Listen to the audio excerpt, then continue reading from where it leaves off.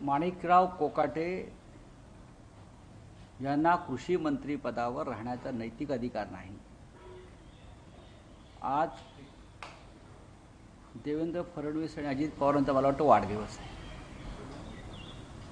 आणि त्यांच्या वाढदिवसानिमित्त मुख्यमंत्र्यांनी महाराष्ट्राच्या शेतकऱ्यांना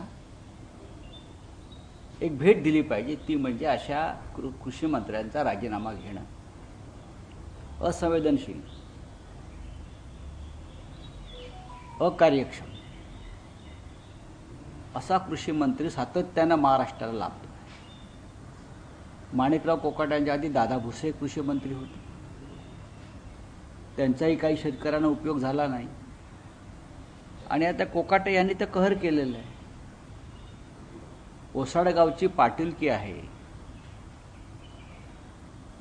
शेती खातं म्हणजे, आणि त्या ओसाडगावच्या पाटीलकीत मन रमत नाही म्हणून विधिमंडळामध्ये रमी खेळत बसतात।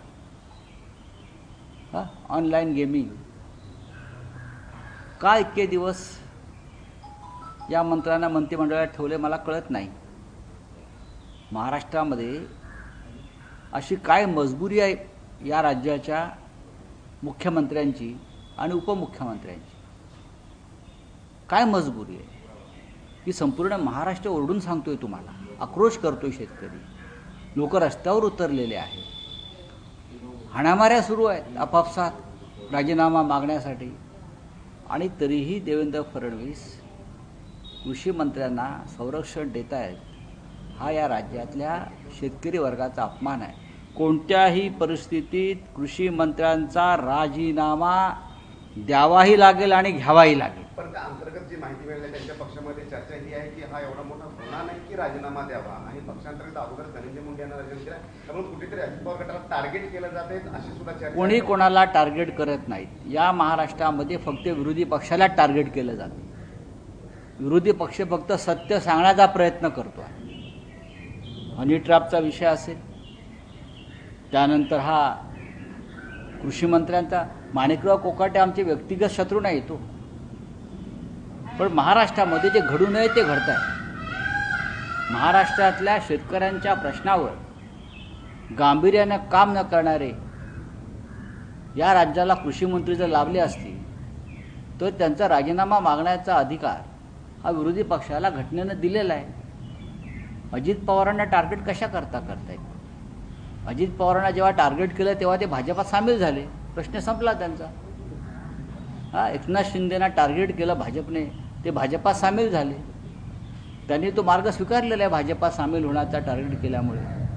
अशा प्रकारचे अनेक भ्रष्टाचारी, गुंड, बलात्कारी हे भाजपात सामील होतात टार्गेट झाल्यावरती। तर नवीन काय आहे? त्यांचा आज वाढदिवस आहे। देवेंद्र फडणवीस आणि अजित पवार यांच्या दोघांसोबतही काम करण्याचा तुमचा अनुभव आहे, कोणत्या शब्दात त्यांना शुभेच्छा द्या? बघा, दोन्हीही नेते, मग देवेंद्र फडणवीस जे असतील किंवा अजित पवार असतील, या दोघांबरोबर मी जरी प्रत्यक्ष सरकारमध्ये नसलो कधीच, तरी आमचे लोक त्यांच्या मंत्रिमंडळामध्ये होते।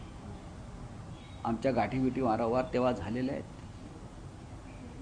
महाराष्ट्राची जाण असलेले नेते आहेत, तरुण नेते आहेत, त्याच्यामुळे त्यांना आमच्या शुभेच्छा असणारच। फक्त तुम्ही महाराष्ट्राचं कल्याण करा, मराठी माणसाचं कल्याण करा आणि आपल्या राजकीय विरोधकांशी सुडानं वागू नका, हे काल सुप्रीम कोर्टानं सुद्धा बजावलेलं आहे। सुप्रीम कोर्ट म्हणाले ईडीच्या प्रश्नावर की तुम्ही महाराष्ट्राचा आम्हाला अनुभव आहे असं सरन्यायाधीश सिद्धरामय्याच्या केसमध्ये महाराष्ट्राचा अनुभव म्हणजे 3 प्रकरणांचा अनुभव त्यांना आहे। संजय राऊत, अनिल देशमुख आणि नवाब मलिक, या तिन्ही प्रकरणामध्ये भारतीय जनता पक्षानं ईडीचा कसा गैरवापर केला आणि न्यायालयानं या तिन्ही प्रकरणामध्ये कसा न्याय केला, हा अनुभव सरन्यायाधीशांनी जर सांगितलं आहे तर त्याचं मी अभिनंदन करतो। आज ज्यांच्यावरती ईडीने कारवाई केल्या ते सगळे भाजपात आहेत, म्हणजेच ईडीचा राजकीय हत्यार म्हणून वापर केला गेला। कर्नाटकात केला जातो, छत्तीसगडला केला जातो, पण असा वापर यूपीमध्ये होत नाही आहे, दिल्लीमध्ये होत नाही, आंध्रमध्ये होत नाही। जिथे विरोधी पक्षाची सरकार आहेत तिकडेच फक्त ईडीची हालचाल दिसते। जिथे भारतीय जनता पक्षाची सरकार आहे तिथे तुम्हाला ईडीच्या कार्यालयाला बहुतेक टाळच लावलेलं दिसत आहे। बंगालला ईडी दिसत आहे, आज तुम्ही सामनाच्या अग्रलेखामध्ये लिहिलेलं आहे की शिंदेबरोबर जाताना 8 ते 9 लोकच होते. त्यानंतर त्यांना मात्र फडणवीसांकडून धमक्या देण्यात आल्या की तुम्ही जा नाही तर तुमची सीडी बाहेर काढू. अशी किती लोक होती? जवळपास तुम्ही 18 आमदारांचा उल्लेख केला, त्याच्यामध्ये 4 एकनाथ शिंदे यांची ताकद 8 आमदारांचीच होती हे त्यांनाही माहिती आहे, अमित शहाना सुद्धा माहिती आहे आणि देवेंद्र फडणवीस यांनाही माहिती आहे. 2 बोनस देऊ, 10 पकडा, आम्हाला माहिती आहेत ना कोण 10 ते. 2 तळ्यात मळ्यात होते. उरलेले सगळे अमित शहा आणि देवेंद्र फडणवीसांनी पाठवले ना. मग हनी ट्रॅपची सीडी असतील, पेन ड्राईव्ह असतील, जे रात्रीच्या अंधारात वेश पालटून त्याचं प्रेझेंटेशन झालं काही ठिकाणी, हे सगळं त्या काळात झालेलं आहे आणि त्यामुळे जे सरकार पाडण्यात आलं. आमदारांनी आणि आमचे 4 खासदार ते त्यामुळेच गेले. तुम्हाला नावही माहिती आहेत ती, बरं का. आमचे 4 खासदार हे फक्त त्याच कारणामुळे गेले. मी तुम्हाला जागा सांगू शकेन कुठे ट्रॅप लावले होते ते, कुठे ट्रॅप, आणि आम्ही त्यांना सावधी केलं होतं. ना असं नाही. म्हणजे शेवटी तुम्ही किती खालच्या पातळीवर जाऊन राजकारण करताय भारतीय जनता पक्षाचे लोक सर्वत्र, महाराष्ट्रात नाही सर्वत्र म्हणतोय मी. महाराष्ट्रामध्ये हनी ट्रॅपचं प्रकरण जे सुरू आहे आणि देवेंद्रजी म्हणतायत असं काही नाही. रोज प्रकरण येत आहे, रोज धाडी पाडतायत, पण त्या धाडी अत्यंत गुप्तपणे पाडतात. काहीतरी शोधतायत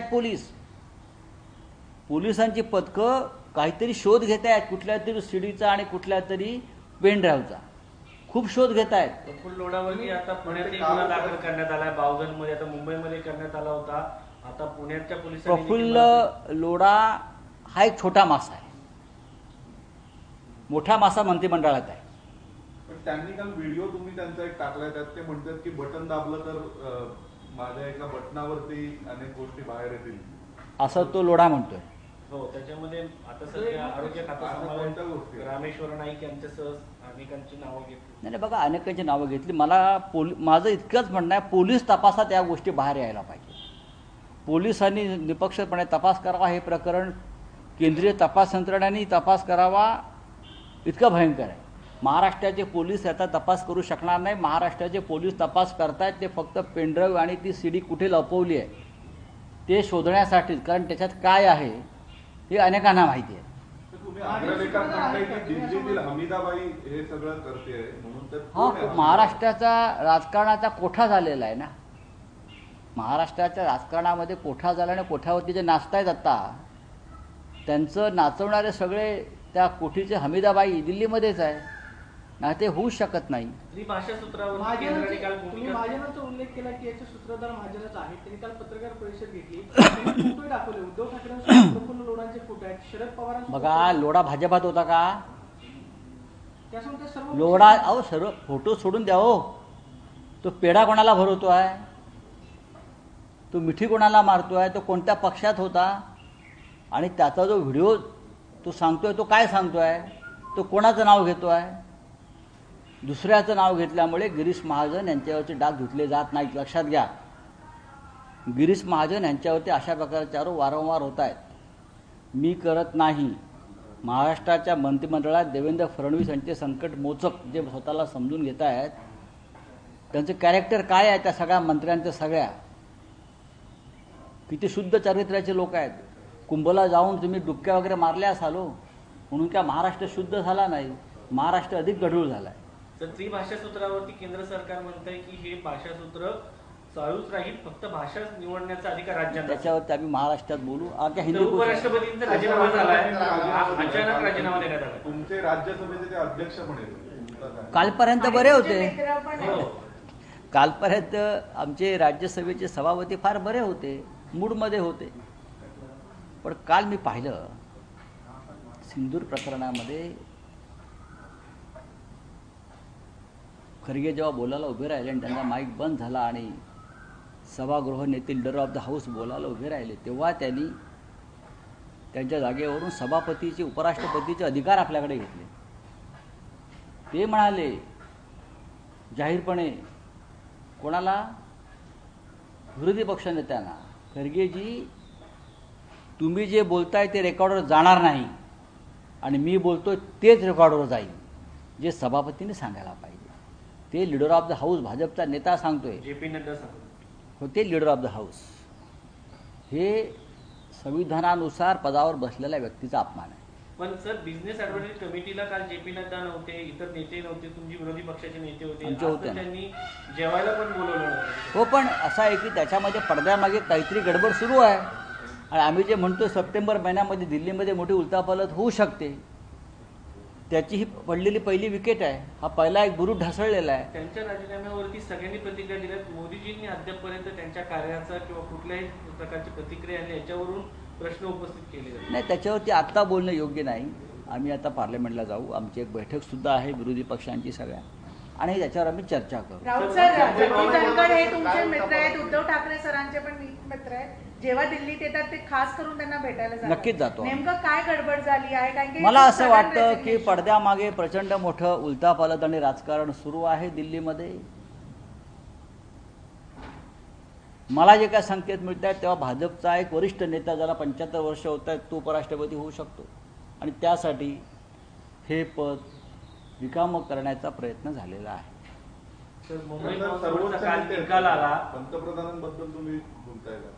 पंतप्रधान आहेत, राजनाथ सिंग आहेत, बरेच लोक आहेत. मी एकच नाव घेत नाही, पण हे संविधानिक महत्त्वाचं पद त्यांच्या सोयीसाठी रिकामं करण्यात आलं असावं असा माझा अंदाज आहे. सर, मुंबई पॉवर्सच्या प्रकरणाचा काल एकच मिनिट, जगदीप धनखडला घेऊन सर, आरोप असे पण आहेत ते जस्ट आता काहीतरी अपोजिशन लीडर्सला खास करून भेटायला गेलेले आणि त्यांचं ट्रस्ट कुठे ना कुठे क्वेश्चन मार्क मध्ये होतं बीजेपीसाठी, म्हणून बीजेपी नाही नाही, अपोजिशनल लीडरला भेटायला गेलं नाही. 2 दिवसापूर्वी त्यांना केजरीवाल भेटले,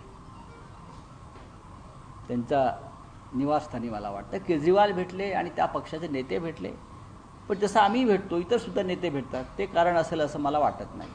काल फडणवीस असं म्हणाले, तुम्ही जो आरोप केला की संजय राऊत जे आहेत ते पुरावे का देत नाहीत, मी विरोधी पक्षनेता होतो, जे आरोप केले त्याचे सगळे पुरावे दिले, कधी माघार घ्यावी लागली नाही. आम्ही कधी माघार घेतली नाही, त्यांना प्रत्येक पुरावा दिलेला आहे, पण पुरावे पहा. पुरावे कोण म्हणते? अहिल्यानगर महानगरपालिकेतला 400 कोटीचा भ्रष्टाचाराचा पुराव्यासह आम्ही त्यांना कागद. सर, त्या किरण काळेवरती बलात्कार आणि झाला. आज हे आरोप करणाऱ्या किरण काळेंना बलात्काराच्या खोट्या प्रकरणामध्ये अटक केली. हा तुमचा कायदा. किरण काळे यांनी गेल्या 8 दिवसामध्ये अहिल्यानगरला मोठं आंदोलन उभं केलं. 400 कोटीचा रस्ते घोटाळा, त्यानंतर तो एक IT पार्क घोटाळा संग्राम जगतापांचा. ह्याच्यावर एका बोलणाऱ्या माणसाचा तोंड दाबण्यासाठी काय करावं सरकारने? तर त्यांच्यावरती एका महिलेला उभं करून कर्जत तालुक्यातल्या त्यांच्यावरती बलात्काराचा खोटा गुन्हा दाखल केला. ही कायद्याची आजची आपली मी म्हणतो कायद्याचा कोठा झाला आहे, नाचवता आहे. पण हे गरम पडेल प्रकरण, लक्षात घ्या. किरण काळे यांना ज्या पद्धतीनं अटकेत टाकलं, याआधीसुद्धा आमच्या एका माजी महापौरावरती असाच गुन्हा दाखल केला या संग्राम जगतापने, कारण तो आंदोलन करत होता. या राज्यामध्ये देवेंद्र फडणवीस आंदोलनाचा अधिकार आम्हाला नाही. हा कोणता कायदा आहे? कोणते खोटे गुन्हे तुम्ही दाखल करताय? तुम्ही कोकाट्याचा राजीनामा घेत नाही, तुम्ही संजय राठोडचा राजीनामा घेत नाही, तुम्ही संजय सिरसाटचा राजीनामा घेत नाही, हां, आणि तुम्ही आमच्या विरोधी पक्षाच्या कार्यकर्त्यांना अशा प्रकारे खोट्या गुन्ह्यामध्ये अटक करताय. 400 कोटीच्या भ्रष्टाचाराला तोंड फोडलं किरण काळेंनी. त्याच्यावर त्यांनी जनआंदोलन उभं केलं आणि 24 तासामध्ये त्यांच्यावरती खोटा गुन्हा दाखल केला आणि अटक केली. ही या राज्यातली कायदा आणि सुव्यवस्था आहे मिस्टर फडणवीस. जामिनाच्या म्हणजे पुराव्याअभावी मुंबई पॉवर्समध्ये जे आरोपी होते त्यांची काल व ते आमच्याकडे पुरावे मागतात ना देवेंद्र फडणवीस. मग हे या पुराव्यांचं काय झालं? बॉम्बस्फोटातल्या 12 आरोपी सुटले कसे? मग कोण जबाबदार आहे? तुम्ही गृहमंत्री आहात. आरोप तेव्हाच्या सरकारवर केलं जात आहे. काय संबंध आहेत? गेले 4 वर्ष हा खटला कुठे चालतो आहे? आपणही होतात ना या 12 वर्षामध्ये अनेकदा मुख्यमंत्री.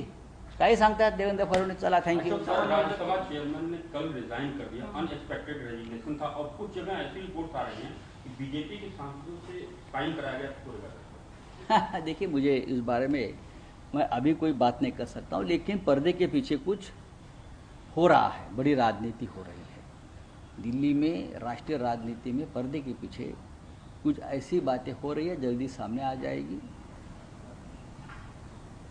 उपराष्ट्रपति जी का जो इस्तीफा है वो कोई साधारण घटना नहीं है, मैं मानता हूँ। जो कारण दिया है उनकी हेल्थ का, मैं मानने को तैयार नहीं। वो बहुत ही स्वस्थ आदमी है, खुश मिजाज आदमी है, वैसे मैदान छोड़ने वाले आदमी तो नहीं है। हमारे उनसे मतभेद हो सकते हैं, लेकिन मैं उनको जो देखता हूँ वो सहजता से मैदान छोड़ने वाली व्यक्ति नहीं है, वो लड़ने वाले आदमी है। जयराम रमेश ने कहा कि उनसे शब्द जो बात ही हुई थी उसमें कोई चर्चा नहीं की कि उनका हेल्थ नहीं, उनकी हेल्थ ठीक है, एकदम स्वस्थ है। कल दिन भर में उनको देख रहा था, ऑब्जर्व कर रहा था, परफेक्ट है। कुछ ना कुछ हो रहा है, जल्दी पता चलेगा। Thank you. Sir, Uddhav Thackeray कुछ तो होगा ऐसे आपने कहा है, क्या हो सकता है इसका? बहुत कुछ हो सकता है ना सितंबर महीने में, आप देखिए ना। ठाकरे सर के साथ उनके बहुत अच्छे रिलेशंस है। अंडरग्राउंड कुछ हुआ है क्या, कुछ कन्वेंस हुआ है, ये भी कहा जा रहा है। अपोजिशन लीडर्स को मिले, इसलिए बीजेपी को कहीं ना कहीं प्रॉब्लम होगी। बीजेपी की तो प्रॉब्लम होती ही है अपोजिशन से। बीजेपी तो अपोजिशन को रखना ही नहीं चाहती देश में, मिलने के बाद छोड़ दीजिए। चलिए 17 सितंबर को कुछ होगा। सितंबर में क्या होगा?